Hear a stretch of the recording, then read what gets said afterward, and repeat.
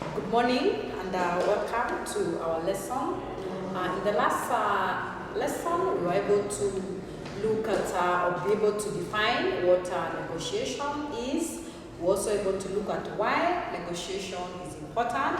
We looked at the different stages that we have to follow when we are negotiating. Now, today I want us to talk about the non-violence conflict or circumstances under which we find ourselves in an organization where we don't agree, but this form of conflict is what we call the non-violence. So we'll be able to define conflict by saying it is just a disagreement through which the parties involved perceive a threat to their needs, interest, or concern. This is where the parties that are aggrieved, this means the parties that are involved feel like they have been threatened, and therefore this threat affects their needs, their interest, or their concern. Yeah, so where you feel like somebody, for example, maybe somebody might tell you, in case you don't do this, I'll do this. So that's a threat, yeah? It's a conflict which is in form of a threat. And this also affects a person and also affect the way they look at things. So what are some of the causes? Or why is it that people get to disagree in organization? One of it is what we call the individual differences. Remember, we all come from different backgrounds, and therefore this could also have an effect on how we perceive certain issues. Yeah, and sometimes these attitudes can also affect us in terms of where we come from. We also have got the cultural differences. This is now where we come from a different set of life under which our other colleagues might not be able to come from. Then of course we've got the clash of interest. Now clash of interest means what? Yeah, you have a different opinion on the same issues. Yeah, we also say another reason is the social change. Now social change, this could revolve around certain things. Yeah, for example, even right now, people are going through this pandemic, and this pandemic is affecting our social life. Yeah, and this also could result in certain clashes. So what are the different types of clashes or the different types of conflicts that we have? One of it is what we call the relationship conflict. Now this is conflict that revolves around negative emotions, miscommunication, behaviors, negative behaviors that are major causes of conflict. Yeah, relationship conflict. Now these are conflicts that affect us as a result of certain disagreements. Yeah, and these are conflicts that happen in an organization, in an area where people are correlating in terms of working together.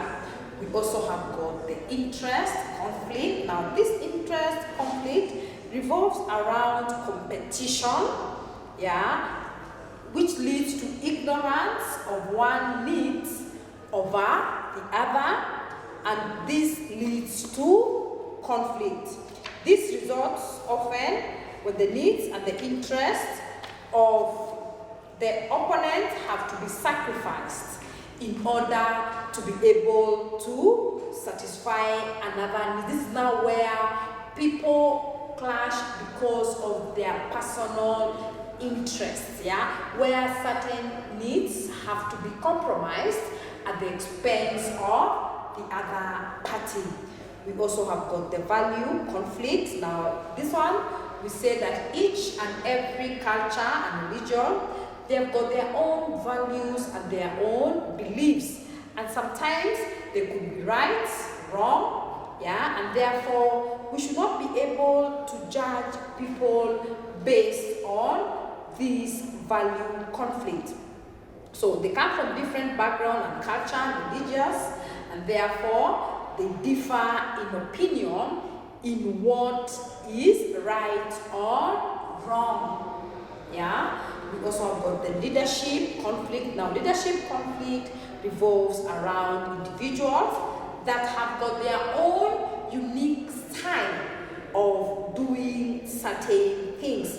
So it occurs when each individual try to impose or they try to outdo each other in their leadership or management style. We've got the personality conflict. This one revolves around clash, either at home or at school. And this depends on somebody's perception and emotion. Yeah, sometimes some people draw their motivation from different characters, and therefore this can be a bit confusing, which can lead into personality conflict. We also have got the style conflict, which we say it's just a person trying to possess certain unique and different leadership and personal characteristics so that his style of competing a delegated task. So this is where somebody tries to do things in a different manner just for them to be able to achieve certain tasks or duties that have been assigned to them. So what happens when we have these conflicts, consequences of conflict? One of it is that we say there is change. So conflict ensures or accelerates change in an organization, especially in small businesses that are growing up, and therefore they are able to formulate and implement new policies.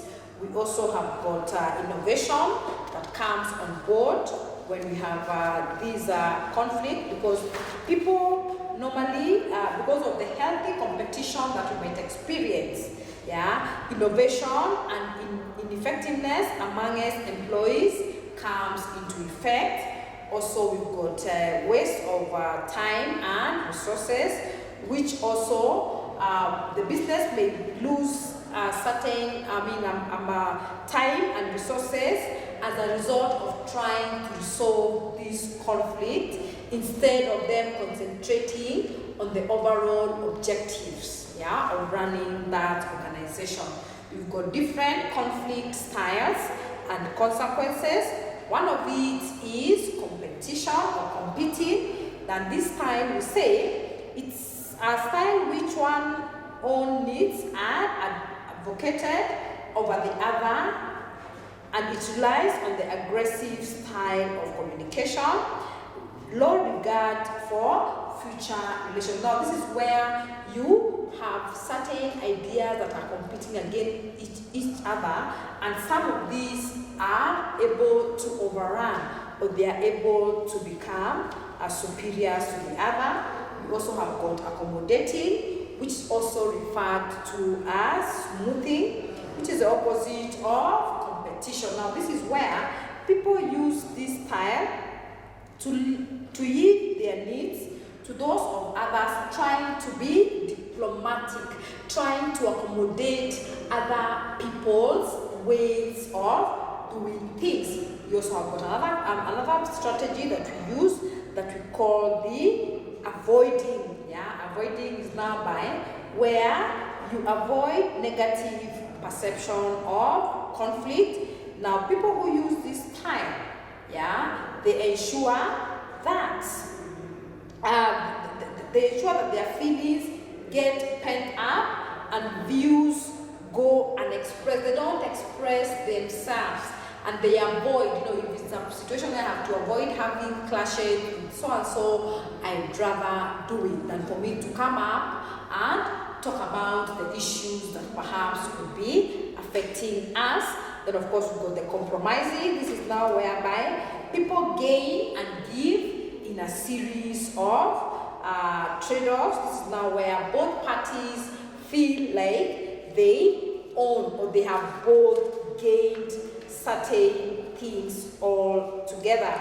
Then of course we've got the institutions that are involved in conflicts in our community, institutions that are used to be able to resolve conflict in a community. One of it is a court where people go there when they have disagreements, when they have issues that they're not able to resolve at a personal level. We also have got schools and institutions.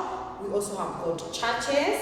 We also have got the chief camps, and also we've got the mediation and the conflict center. These are some of the institutions that are used to be able to resolve conflict in a community. So in summary, we've been able to define what a conflict is.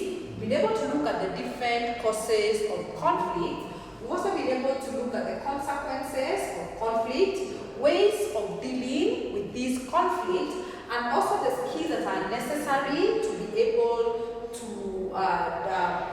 resolve conflicts, and the institutions that are used in being able to resolve conflict, and the values that are related to conflict resolution. So I hope with that I've been able to explain the notes that I had shared with you on the portal.